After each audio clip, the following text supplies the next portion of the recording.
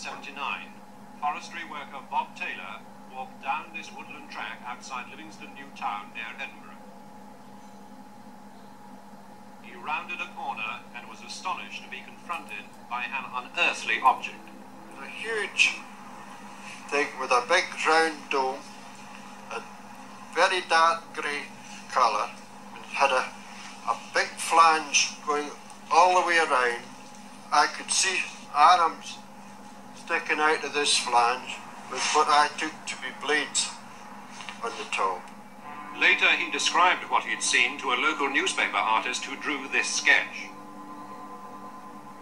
As I stood here, there was two balls came out, two balls, I think they'd be about 3 feet in diameter, with about 6 spikes.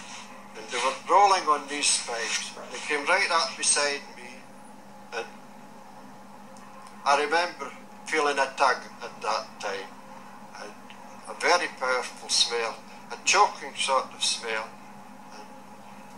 and that was it. He crawled up this path and staggered home, to be met on the doorstep by his bewildered wife.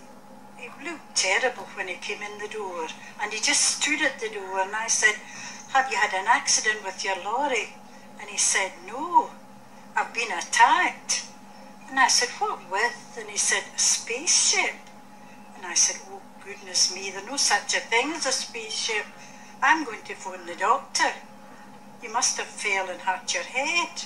He looked quite shocked, and he was drained. He was right white, and his face was dirty, and he had a red scar here, and his clothes were all dirty, and his trousers, and then he told me his trousers had been torn. Police station Bargate. The police were called, and they discovered inexplicable track marks at the scene of the incident. On examining the area, I found 2 track marks in approximately 40 holes in the ground. These are the track marks here, and these are the 40 holes. Since then, I've photographed the holes.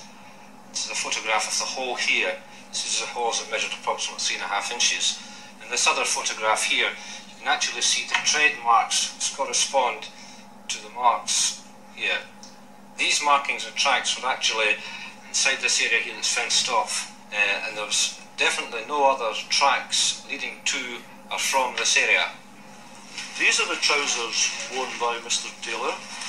As you can see, they're of fairly heavy material. We have a tear on the left, just below the pocket, and one on the right trouser leg, again just below the pocket.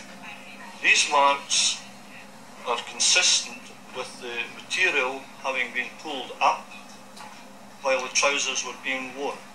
Well, I'm pretty certain that day that I saw a spaceship sitting here.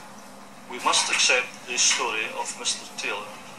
He is a very highly respected member of the community, a man of high integrity, and not one likely to invent such a story.